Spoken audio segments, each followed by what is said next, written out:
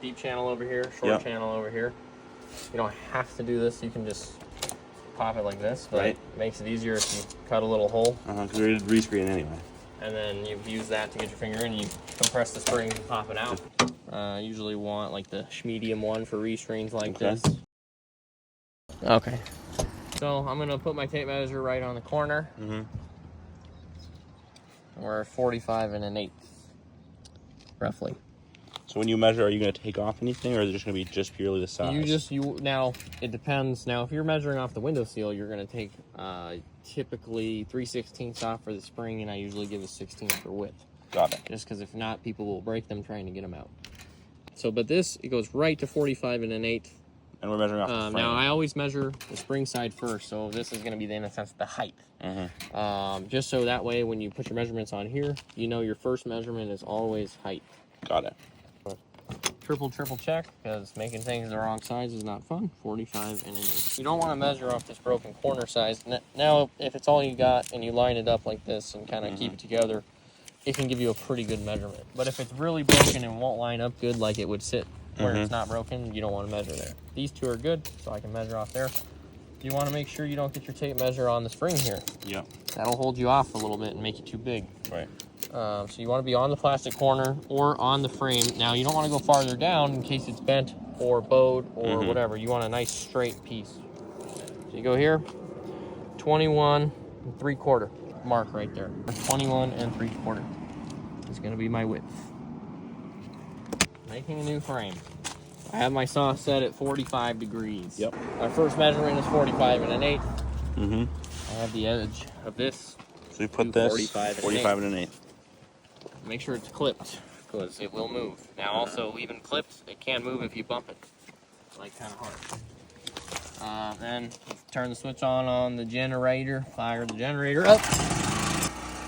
And get a piece of frame. Now if it's flat like this, you want to cut your angle so you're like this. With your channel. So like this.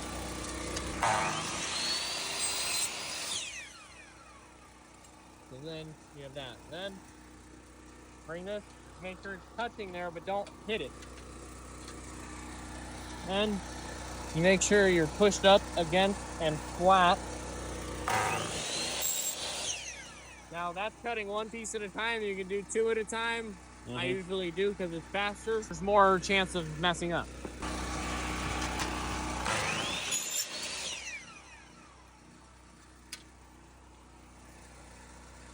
Now, our next cut is 37 7/8. Now I put a little dash because it's a little less than that. So we're gonna go to 37 7/8. I'm just gonna give it a little bump. Right in between.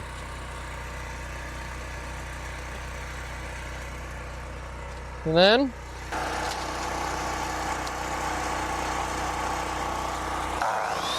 now also when you're cutting this, see how there's a gap here? The frame's up against the truck, which I don't care about my paint, so, you know, whatever.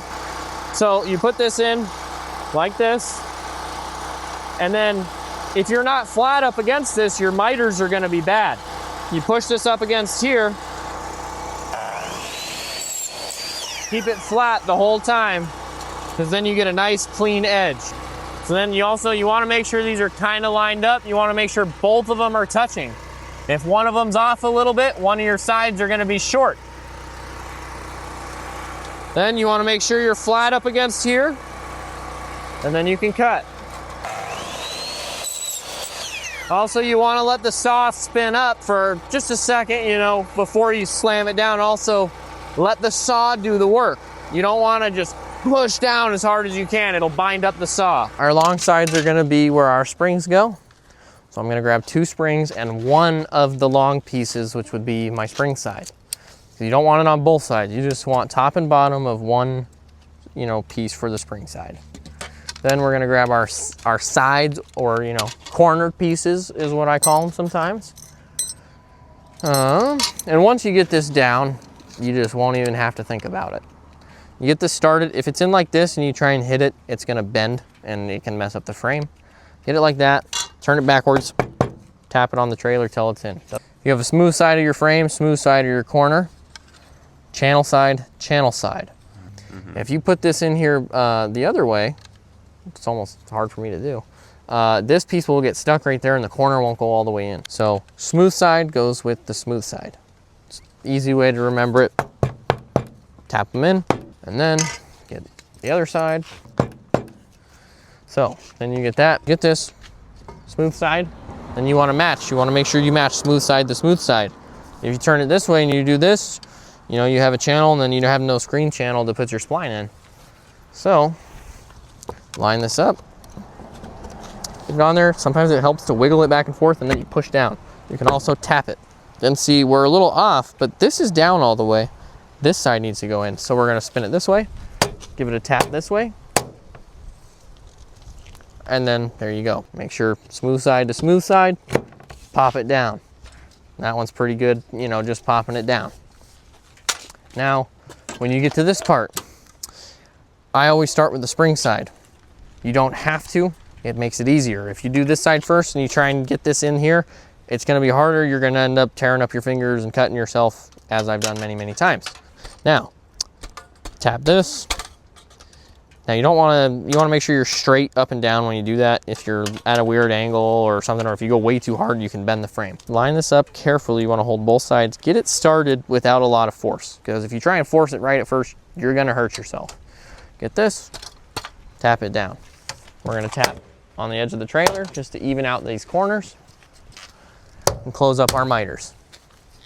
And then what you have is a completed screen frame ready to screen. We're gonna take our sliders to get them all kind of where they should be. Put our frame into the little holders, make sure it's kind of snapped in there.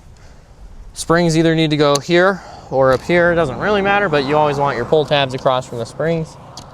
You always want your pull tabs to end up here or here. You don't want pull tabs here or here because you're gonna finish there. It'll make the screen not come out great. Open that up. So we roll the screen out. Get us some 185 spline. Now you just grab your medium-sized roller and put the spline in the channel and start to roll it in. Notice how he's pulling on the spline a little bit. That makes it a little bit smaller and easier to roll in.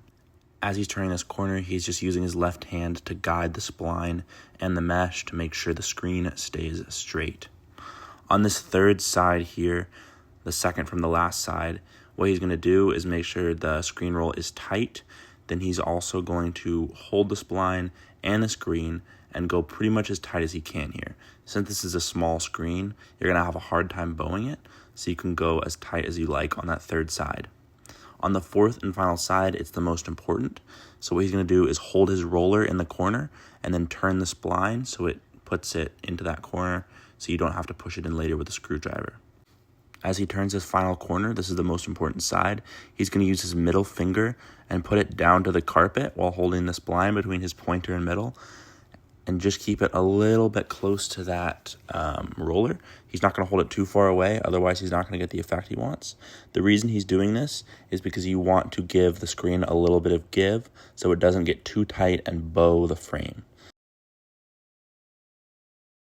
Now he's going to get his knife out, cut off the XX spline, and then push it in with the backside of his knife. You can also use a screwdriver.